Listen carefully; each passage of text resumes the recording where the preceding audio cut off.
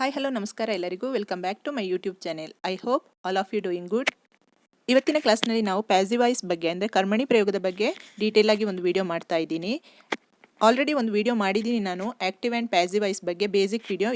ನೀವಿನ್ನೂ ಆ ವಿಡಿಯೋ ನೋಡಿಲ್ಲ ಅಂದರೆ ನನ್ನ ಚಾನಲಲ್ಲಿ ಹೋಗ್ಬಿಟ್ಟು ನೋಡ್ಬೋದು. ಹಾಗೆ ಈ ವಿಡಿಯೋದ ಎಂಡ್ ಸ್ಕ್ರೀನಲ್ಲಿ ಕೂಡ ಹಾಕಿರ್ತೀನಿ, ಅಲ್ಲೂ ಕೂಡ ಚೆಕ್ ಮಾಡ್ಬೋದು. ಇವತ್ತಿನ ಕ್ಲಾಸ್ನಲ್ಲಿ ಯಾವುದೇ ಒಂದು ಆ್ಯಕ್ಟಿವೈಸ್ ಸೆಂಟೆನ್ಸ್ನ ಪ್ಯಾಸಿವೈಸಿಗೆ ಕನ್ವರ್ಟ್ ಮಾಡುವಾಗ ಯಾವ ಥರದ ಸ್ಟೆಪ್ಸ್ ಫಾಲೋ ಮಾಡಬೇಕು ಅನ್ನೋದನ್ನು ಉದಾಹರಣೆ ಮೂಲಕ ತಿಳಿಸ್ಕೊಡ್ತೀನಿ. ಹಾಗೆ ಯಾವಾಗ ನಾವು ಪ್ಯಾಸಿವೈಸ್ನ ಯೂಸ್ ಮಾಡ್ತೀವಿ ಅನ್ನೋದನ್ನು ಹೇಳ್ಕೊಡ್ತೀನಿ. ಈ ವಿಡಿಯೋನ ನೀವು ಸಂಪೂರ್ಣವಾಗಿ ನೋಡಿದಲ್ಲಿ ಯಾವುದೇ ರೀತಿಯ ಗೊಂದಲ ಆಗಲ್ಲ ಆ್ಯಕ್ಟಿವೈಸಿಂದ ಪ್ಯಾಸಿವೈಸ್ ಕನ್ವರ್ಷನ್ ಮಾಡುವಾಗ. Before going to the video, ನೀವಿನ್ನೂ ನನ್ನ ಚಾನೆಲ್ಗೆ ಸಬ್ಸ್ಕ್ರೈಬ್ ಮಾಡ್ಕೊಂಡಿಲ್ಲ ಅಂದರೆ ಪ್ಲೀಸ್ ಸಬ್ಸ್ಕ್ರೈಬ್ ಮಾಡ್ಕೊಳ್ಳಿ. ಹಾಗೆ ಪಕ್ಕದಲ್ಲಿರುವ ಬೆಲ್ ಐಕನ್ ಕ್ಲಿಕ್ ಮಾಡಿ. ನಾನು ವಿಡಿಯೋ ಅಪ್ಲೋಡ್ ಮಾಡಿದಾಗೆಲ್ಲ ನಿಮಗೆ ನೋಟಿಫಿಕೇಶನ್ ಬರುತ್ತೆ. Let's go to the video. Already ನಾನು ಪೋಸ್ಟ್ ಮಾಡಿರುವಂಥ ಆ್ಯಕ್ಟಿವೈಸ್ ಆ್ಯಂಡ್ ಪ್ಯಾಸಿವೈಸ್ ವಿಡಿಯೋಸಲ್ಲಿ ನಾವು ಏನು ನೋಡಿದ್ವಿ ಅನ್ನೋದನ್ನು ಕ್ವಿಕ್ಕಾಗಿ ರಿಕಾಲ್ ಮಾಡೋಣ. ಆ್ಯಕ್ಟಿವೈಸ್ ಅಂದರೆ subject performs the action and object receives the action. ಇಲ್ಲಿ ಸಬ್ಜೆಕ್ಟ್ ಅಂದರೆ ಕ್ರಿಯೆಯನ್ನು ಮಾಡ್ತಾ ಇರುವಂಥ ಒಂದು ವಿಷಯ ಯಾವುದಿದೆ ಅದೇ ಸಬ್ಜೆಕ್ಟ್, ಆ್ಯಂಡ್ ಆಬ್ಜೆಕ್ಟ್ ಅಂದರೆ ಯಾವುದು ಆ ಕ್ರಿಯೆಯನ್ನು ರಿಸೀವ್ ಮಾಡ್ತಾ ಇದೆ ಅದೇ ಆಬ್ಜೆಕ್ಟ್. ಆ್ಯಕ್ಷನ್ ಅಂದರೆ ಇಲ್ಲಿ ಬಂದುಬಿಟ್ಟು ವರ್ಬ್ ಅಥವಾ ಕ್ರಿಯಾಪದ. ಅದರ ಸ್ಟ್ರಕ್ಚರ್ ಈ ಥರ ಬರ್ತಿದ್ದೀನಿ ನಾನು: subject plus verb plus object. Subject, verb ಮತ್ತು ಆಬ್ಜೆಕ್ಟ್ ಬಗ್ಗೆ ಯಾರಿಗಾದ್ರೂ ಕನ್ಫ್ಯೂಷನ್ ಇದ್ದರೆ ಕ್ವಿಕ್ಕಾಗಿ ಹೇಳ್ಬಿಡ್ತೀನಿ. ಈ ಎಕ್ಸಾಂಪಲ್ ನೋಡಿ, ಹರಿ ಈಟ್ಸ್ ಐಸ್ ಕ್ರೀಮ್. ಇಲ್ಲಿ ಸಬ್ಜೆಕ್ಟ್ ಬಂದು ಹರಿ, ಐಸ್ ಕ್ರೀಮ್ ಅನ್ನೋದು ಆಬ್ಜೆಕ್ಟ್, ಈಟ್ ಅನ್ನೋದು ವರ್ಬ್. ಈ ವಾಕ್ಯದಲ್ಲಿ ಐಸ್ ಕ್ರೀಮ್ ತಿಂತಾ ಇರೋದು ಯಾರು? ಹರಿ. ಅಂದರೆ ಕ್ರಿಯೆಯನ್ನು ಮಾಡ್ತಾ ಇರೋದು ಯಾರು? ಹರಿ. ಸೊ ಅವನು ಸಬ್ಜೆಕ್ಟ್ ಆಗ್ತಾನೆ. ಆಮೇಲೆ ಯಾವ ಕ್ರಿಯೆ ನಡೀತಾ ಇದೆ? ತಿನ್ನುವ ಕ್ರಿಯೆ, ಈಟ್ ಅಲ್ವಾ. ಸೊ ಈಟ್ ಅನ್ನೋದು ವರ್ಬ್ ಆಗುತ್ತೆ. ಹಾಗೆ ಈ ಕ್ರಿಯೆ ಯಾವುದರ ಮೇಲೆ ನಡೀತಾ ಇದೆ? Ice cream. ಐಸ್ ಕ್ರೀಮ್ ಅನ್ನೋದು ಆಬ್ಜೆಕ್ಟ್ ಆಗುತ್ತೆ. ಅಂದರೆ ಕ್ರಿಯೆಯನ್ನು ರಿಸೀವ್ ಮಾಡ್ತಾ ಇರುವುದು ಯಾವುದು? Ice cream. So ice cream ಅನ್ನೋದು ಆಬ್ಜೆಕ್ಟ್ ಆಗುತ್ತೆ. ಹಾಗೆ ಪ್ಯಾಸಿವೈಸ್ ಅಂದರೆ ಏನು? Action is perform on the object by the subject. So passive voice structure ಈ ಥರ ಇರುತ್ತೆ: object plus helping verb plus V3 ಅಂದರೆ ವರ್ಬ್ 3 ಬೈ ಎಸ್. ಇಲ್ಲಿ ಹೆಲ್ಪಿಂಗ್ ವರ್ಬ್ ಅಂದರೆ ಈಸ್, ಆರ್, ವಾಸ್ ಈ ಥರ ಯೂಸ್ ಮಾಡ್ತೀವಲ್ಲ, ಅದನ್ನು ನಾವು ಹೆಲ್ಪಿಂಗ್ ವರ್ಬ್ ಅಂತೀವಿ. ವರ್ಬ್ 3 ಅಂದರೆ ಪ್ರತಿಯೊಂದು ವರ್ಬಿಗೂ, ಪ್ರತಿಯೊಂದು ಕ್ರಿಯಾಪದಕ್ಕೂ 3 ಫಾರ್ಮ್ಸ್ ಇರುತ್ತೆ. ಫಾರ್ ಎಕ್ಸಾಂಪಲ್, ಈಟ್ ಅನ್ನೋ ಪದದ ಫಸ್ಟ್ ಫಾರ್ಮ್ ಈಟ್, ಅದೇ ವರ್ಬ್ 2 ಅಂದರೆ ಸೆಕೆಂಡ್ ಫಾರ್ಮ್ ಏಟ್, ಅದೇ verb 3 third form eaten. So ಪ್ಯಾಸಿವೈಸಲ್ಲಿ ಬರೆಯುವಾಗ ನಾವು ಥರ್ಡ್ ಫಾರ್ಮ್ನ ಯೂಸ್ ಮಾಡ್ತೀವಿ, ಅಂದರೆ ಈಟನ್ ಅಂತ ಬರಿತೀವಿ. ಈಸ್ ಈಟನ್, ವಾಸ್ ಈಟನ್, ಅಲ್ಲಿ ಈಸ್ ಅನ್ನೋದು ಹೆಲ್ಪಿಂಗ್ ವರ್ಬ್, ಈಟನ್ ಅನ್ನೋದು ವರ್ಬ್ 3. ಒಂದು ಎಕ್ಸಾಂಪಲ್ ನೋಡಿ, active voice sentence: Hari repaired my bike. Hari repaired my bike. ಇದರ ಫಾರ್ಮೆಟ್ ಹೇಗಿದೆ? Subject plus verb plus object. ಇಲ್ಲಿ ಸಬ್ಜೆಕ್ಟ್ ಬಂದು ಹರಿ, ವರ್ಬ್ ಬಂದು ರಿಪೇರ್ಡ್ ಆ್ಯಂಡ್ ಆಬ್ಜೆಕ್ಟ್ ಬಂದು ಬೈಕ್. ಸೊ ಈ ಸೆಂಟೆನ್ಸ್ನ ಇವಾಗ ಪ್ಯಾಸಿವೈಸ್ಗೆ ಕನ್ವರ್ಟ್ ಮಾಡುವಾಗ ಫಾರ್ಮೆಟ್ ಹೇಗೆ ಬರಬೇಕು? Object plus helping verb plus verb 3 plus by S. Sentence ಹೇಗಾಗುತ್ತೆ? My bike was repaired by Hari. My bike was repaired by Hari. ಇದರಲ್ಲಿ ನಾವು ಹೆಲ್ಪಿಂಗ್ ವರ್ಬ್ನ ಹೇಗೆ ಹಾಕಿದ್ವಿ ಅಥವಾ ವರ್ಬ್ 3 ಹೇಗೆ ಬರೆದ್ವಿ ಅನ್ನೋದನ್ನು ಸ್ಟೆಪ್ ಬೈ ಸ್ಟೆಪ್ ನಾನು ಹೇಳ್ತಾ ಹೋಗ್ತೀನಿ. ವಿಡಿಯೋನ ತಪ್ಪದೆ ನೋಡಿ. ಪ್ಯಾಸಿವೈಸ್ ಕನ್ವರ್ಷನ್ಗೆ ಈಸಿಯಾದ ಸ್ಟೆಪ್ಸ್ ನಾನು ಹೇಳ್ತಾ ಹೋಗ್ತೀನಿ. ಆಮೇಲೆ ಅದಕ್ಕಿಂತ ಮೊದಲು ನೀವು ಒಂದು ತಿಳ್ಕೋಬೇಕು, ನಾವು ಯಾಕೆ ಪ್ಯಾಸಿವೈಸ್ನ ಯೂಸ್ ಮಾಡಬೇಕು. There are 2 reasons to use passive voice. 2 ಕಾರಣಗಳಿವೆ ನಾವು ಪ್ಯಾಸಿವೈಸ್ನ ಯೂಸ್ ಮಾಡೋದಕ್ಕೆ. ಫಸ್ಟ್ ರೀಸನ್ ಏನಪ್ಪ ಅಂದರೆ, if you want to give less importance to subject and focus more on action and receiver of action. ಅಂದರೆ ಯಾವಾಗ ನಾವು ಸಬ್ಜೆಕ್ಟಿಗೆ ಹೆಚ್ಚು ಇಂಪಾರ್ಟೆನ್ಸ್ ಕೊಡಲ್ಲ, ಅಂದರೆ ನಮಗೆ ಸಬ್ಜೆಕ್ಟ್ ಬಗ್ಗೆ ಅಷ್ಟು ಅಗತ್ಯ ಇರಲ್ಲ, ಮತ್ತು ಆ್ಯಕ್ಷನ್ ಅಂದರೆ ವರ್ಬ್ ಮತ್ತು ಯಾರು ಆ್ಯಕ್ಷನ್ನ ರಿಸೀವ್ ಮಾಡ್ತಾ ಇದ್ದಾರೆ ಅಂದರೆ ಆಬ್ಜೆಕ್ಟ್ ಯಾವುದಿದೆ ಅದಕ್ಕೆ ಯಾವಾಗ ನಾವು ಇಂಪಾರ್ಟೆನ್ಸ್ ಕೊಡ್ತೀವಿ ಆಗ ನಾವು ಪ್ಯಾಸಿವೈಸ್ನ ಯೂಸ್ ಮಾಡ್ತೀವಿ. ಇನ್ನೊಂದು ಸಂದರ್ಭ ಯಾವಾಗ ಯೂಸ್ ಮಾಡ್ತೀವಿ ಅಂದರೆ, if we don't know the subject, ನಮಗೆ ಸಬ್ಜೆಕ್ಟ್ ಯಾವುದು ಅಂತಲೇ ಗೊತ್ತಿರಲ್ಲ, ಆ ಟೈಮಲ್ಲೂ ನಾವು ಪ್ಯಾಸಿವೈಸ್ನ ಯೂಸ್ ಮಾಡ್ತೀವಿ. ನಾನು ಇವಾಗಲೇ ಹೇಳಿದ ಪ್ಯಾಸಿವೈಸ್ ಎಕ್ಸಾಂಪಲ್ ನೋಡಿ, my bike was repaired by Hari. ಇಲ್ಲಿ ನನಗೆ ಇಂಪಾರ್ಟೆಂಟ್ ಏನಂದರೆ ನನ್ನ ಬೈಕ್ ರಿಪೇರಿ ಆಗಿದೆ.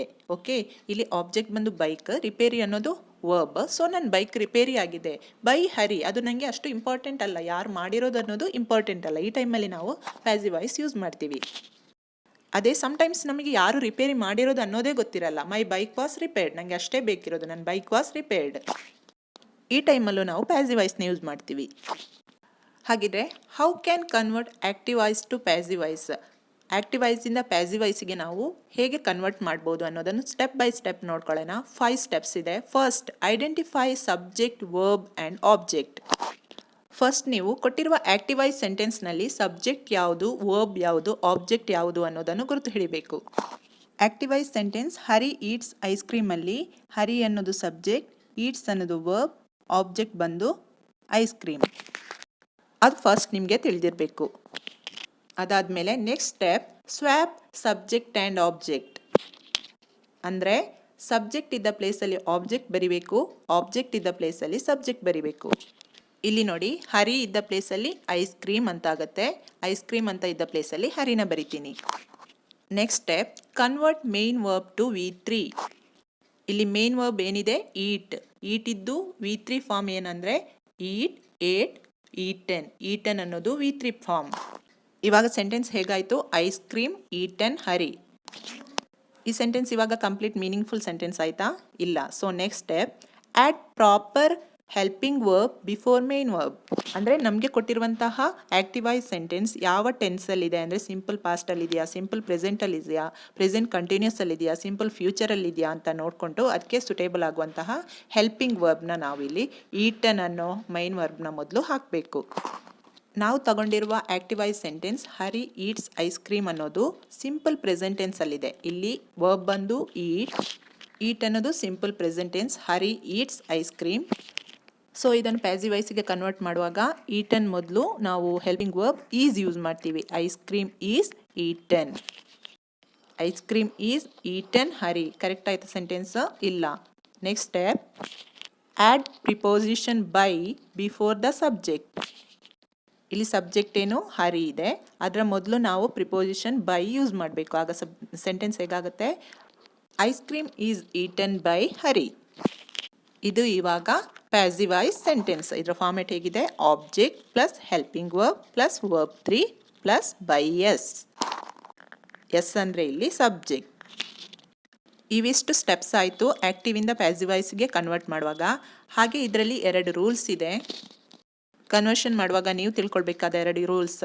ಫಸ್ಟ್ ಒಂದು, while replacing the subject with object. ಅಂದರೆ ಸಬ್ಜೆಕ್ಟ್ ಮತ್ತು ಆಬ್ಜೆಕ್ಟ್ನ ನೀವು ಸ್ವ್ಯಾಪ್ ಮಾಡ್ತಿರಲ್ಲ ಆ ಕಡೆ ಈ ಕಡೆ, ಆವಾಗ when subject is pronoun then the conversion will be like this. Subject pronoun ಆಗಿದ್ರೆ ಅಂದರೆ I, he, she, we, they ಈ ಥರ ಪ್ರೊನೌನ್ ಇದ್ದರೆ ಸಬ್ಜೆಕ್ಟಲ್ಲಿ, ಪ್ಯಾಸಿವ್ ವಾಯ್ಸಲ್ಲಿ ಕನ್ವರ್ಷನ್ ಆಗುವಾಗ ಸಬ್ಜೆಕ್ಟ್ ಐ ಅನ್ನೋದನ್ನು ಮೀ ಬರಿಬೇಕು, ಹಿ ಹಿಮ್ ಆಗುತ್ತೆ, ಶಿ ಹರ್ ಆಗುತ್ತೆ, ವಿ ಅಸ್ ಆಗುತ್ತೆ, ದೇ ದೆಮ್ ಆಗುತ್ತೆ. ಎಕ್ಸಾಂಪಲ್ ಹೇಳೋದಾದರೆ ಇಲ್ಲಿ ನೋಡಿ, ಐ ರಿಪೇರ್ಡ್ ದ ಬೈಕ್. ಇಲ್ಲಿ ಸಬ್ಜೆಕ್ಟ್ ಬಂದು ಐ ಇದೆ ಅಂದರೆ ಪ್ರೊನೌನ್ ಇದೆ. ಅದು ಪ್ಯಾಸಿವ್ ವಾಯ್ಸಿಗೆ ಕನ್ವರ್ಷನ್ ಆಗುವಾಗ ಹೇಗಾಗುತ್ತೆ, the bike is repaired by me, the bike is repaired by me, the bike is repaired by I ಅಂತ ಬರೆಯುವಾಗಿಲ್ಲ, ಐ ಬಿಕಮ್ ಮೀ ಆಗುತ್ತೆ. Second rule, add a proper helping verb before main verb. ಅಂದರೆ conversion ಮಾಡುವಾಗ main ವರ್ಬಿಗಿಂತ ಮೊದಲು proper ಆಗಿರುವಂಥ ಒಂದು helping ವರ್ಬ್ನ ಹಾಕಬೇಕು. ನಾನು already mention ಮಾಡಿದ ಹಾಗೆ ಕೊಟ್ಟಿರುವ ಆಕ್ಟಿವ್ ವಾಯ್ಸ್ ಸೆಂಟೆನ್ಸ್ ಯಾವ ಟೆನ್ಸಲ್ಲಿದೆ, ಯಾವ ಕಾಲದಲ್ಲಿದೆ ಅಂತ ನೋಡಿಕೊಂಡು ಅದಕ್ಕೆ ಸುಟೇಬಲ್ ಆಗುವಂತಹ ಹೆಲ್ಪಿಂಗ್ ವರ್ಬ್ನ ಹಾಕಬೇಕು. ಅದಕ್ಕಾಗಿ ನಾನಿಲ್ಲಿ ಟೇಬಲ್ ಮಾಡಿದ್ದೀನಿ. ಈ ಟೇಬಲ್ ರೆಫರ್ ಮಾಡಿದರೆ ನಿಮಗೆ ಯಾವತ್ತೂ ಹೆಲ್ಪಿಂಗ್ ವರ್ಬ್ ಹಾಕುವಲ್ಲಿ ಕನ್ಫ್ಯೂಷನ್ ಆಗಲ್ಲ. ಸಿಂಪಲ್ ಪ್ರೆಸೆಂಟ್ ಟೆನ್ಸಲ್ಲಿ ನಿಮಗೆ ಆಕ್ಟಿವ್ ವಾಯ್ಸ್ ಇದು ವರ್ಬ್ ಹೇಗಿರುತ್ತೆ, ಫಾರ್ ಎಕ್ಸಾಂಪಲ್ ಹೇಳೋದಾದರೆ ರೈಟ್ ಅಥವಾ ರೈಟ್ಸ್ ಅಂತ ಇರುತ್ತೆ. ಐ ರೈಟ್ ಲೆಟರ್ ಇರುತ್ತೆ ಅಥವಾ he writes letter. Subject third person ಇದ್ದಾಗ ವರ್ಬ್ ರೈಟ್ಸ್ ಆಗುತ್ತೆ. ಸಿಂಪಲ್ ಪ್ರೆಸೆಂಟ್ ಟೆನ್ಸಲ್ಲಿ ನಾವು ಪ್ಯಾಸಿವ್ ವಾಯ್ಸ್ ಬರೆಯುವಾಗ ಈಸ್ ರಿಟನ್, ಆಮ್ ರಿಟನ್ ಅಥವಾ ಆರ್ ರಿಟನ್ ಅಂತ ಬರುತ್ತೆ. For example I write a letter. Passive ವಾಯ್ಸಲ್ಲಿ a letter is written by me. Sentence present ಕಂಟಿನ್ಯೂಸಲ್ಲಿ ಹೇಗಿರುತ್ತೆ, active voice sentence is writing ಅಥವಾ ಆಮ್ ರೈಟಿಂಗ್ ಅಥವಾ ಆರ್ ರೈಟಿಂಗ್ ಅಂತ ಇರುತ್ತೆ. ಅದನ್ನು ನಾವು ಪ್ಯಾಸಿವ್ ವಾಯ್ಸ್ಗೆ ಕನ್ವರ್ಟ್ ಮಾಡುವಾಗ ಈಸ್ ಬೀಯಿಂಗ್ ರಿಟನ್ ಅಥವಾ ಆಮ್ ಬೀಯಿಂಗ್ ರಿಟನ್ ಅಥವಾ ಆರ್ ಬೀಯಿಂಗ್ ರಿಟನ್ ಅಂತಾಗುತ್ತೆ. ಎಕ್ಸಾಂಪಲ್ ನೋಡಿ, Ram is writing a letter. Ram is writing a letter. A letter is being written by Ram. A letter is being written by Ram. Present perfect ಟೆನ್ಸನ್ನು ಹೇಗೆ identify ಮಾಡ್ತೀರಾ, active voice ಸೆಂಟೆನ್ಸಲ್ಲಿ have written ಅಥವಾ has written ಇದ್ದರೆ ಅದು present perfect ಟೆನ್ಸಲ್ಲಿದೆ ಅಂತ ಅರ್ಥ. So ಅದನ್ನ passive ವಾಯ್ಸ್ಗೆ ಮಾಡುವಾಗ ಹ್ಯಾವ್ ಬೀನ್ ರಿಟನ್ ಅಥವಾ ಹ್ಯಾಸ್ ಬೀನ್ ರಿಟನ್ ಅಂತ ಆಗುತ್ತೆ. Example, you have written a letter. Active voice sentence ಹೇಗಿರುತ್ತೆ? You have written a letter. ಅದನ್ನು ಪ್ಯಾಸಿವ್ ವಾಯ್ಸ್ಗೆ ಮಾಡುವಾಗ a letter has been written by you. A letter has been written by you. Next simple past, wrote. Active voice ಸೆಂಟೆನ್ಸಲ್ಲಿ wrote ಅಂತ ಇರುತ್ತೆ. ಅದೇ ಅದನ್ನು passive ವಾಯ್ಸ್ಗೆ ಮಾಡುವಾಗ ವಾಸ್ ರಿಟನ್ ಅಥವಾ ವರ್ ರಿಟನ್ ಅಂತ ಆಗುತ್ತೆ. ಯಾವಾಗ ವಾಸ್ ರಿಟನ್ ಇರುತ್ತೆ? ಸಬ್ಜೆಕ್ಟ್ ಸಿಂಗಲ್ ಫಾರ್ಮಲ್ಲಿ ಇದ್ದಾಗ ವಾಸ್ ರಿಟನ್ ಇರುತ್ತೆ. ಅದೇ ಸಬ್ಜೆಕ್ಟ್ ಪ್ಲೂರಲಲ್ಲಿ ಇದ್ದಾಗ ವರ್ ರಿಟನ್ ಅಂತ ಆಗುತ್ತೆ. ಎಕ್ಸಾಂಪಲ್ ನೋಡಿ, active voice sentence she wrote a letter. She wrote a letter. ಅದು ಪ್ಯಾಸಿವ್ ವಾಯ್ಸ್ಗೆ ಬರೆಯುವಾಗ a letter was written by her. A letter was written by her. Next past continuous ಅಲ್ಲಿ active voice ಸೆಂಟೆನ್ಸಲ್ಲಿ was writing ಅಥವಾ were writing ಅಂತ ಇರುತ್ತೆ. Passive ವಾಯ್ಸ್ಗೆ conversion ಮಾಡುವಾಗ ವಾಸ್ ಬೀಯಿಂಗ್ ರಿಟನ್ ಅಥವಾ were being written. Example, Sita was writing a letter. Sita was writing a letter. ಅದು passive ವಾಯ್ಸ್ಗೆ ಆಗುವಾಗ a letter was being written by Sita. A letter was being written by Sita. Next active voice sentence past ಪರ್ಫೆಕ್ಟಲ್ಲಿ ಇದ್ದಾಗ ಹೇಗಿರುತ್ತೆ? Had return ಅಂತ ಇರುತ್ತೆ.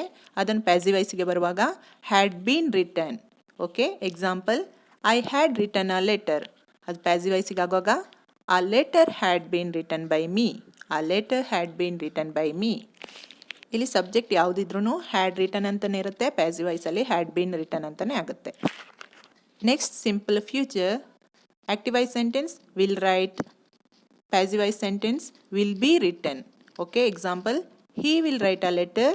Passive ವಾಯ್ಸಲ್ಲಿ ಆಗುವಾಗ a letter will be written by him. A letter will be written by him. Next, last one, future perfect. The sentence in active voice will have written ಅಂತ ಇರುತ್ತೆ. ಅದನ್ನು ನಾವು ಪ್ಯಾಸಿವ್ ವಾಯ್ಸ್ಗೆ conversion ಮಾಡುವಾಗ will have been written ಅಂತ ಬರಿಬೇಕು.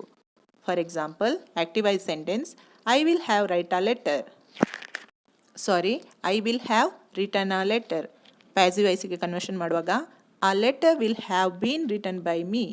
ಆ letter will have been written by me. Okay, ಇವಿಷ್ಟು ಟೆನ್ಸಸ್ಗೆ ಅನುಗುಣವಾಗಿ ಆಕ್ಟಿವ್ ವಾಯ್ಸಿಂದ ಪ್ಯಾಸಿವ್ ವಾಯ್ಸ್ಗೆ ನಾವು ಹೇಗೆ ಕನ್ವರ್ಟ್ ಮಾಡ್ಬೋದು ಅಂತ ನೋಡಿದ್ದು. ನೀವು ಈ ಟೇಬಲಲ್ಲಿ ನೋಟಿಸ್ ಮಾಡಿರ್ಬೋದು, ನಾವು 4 ಟೆನ್ಸಸ್ಸನ್ನು ಇಲ್ಲಿ ಯೂಸ್ ಮಾಡಿಲ್ಲ.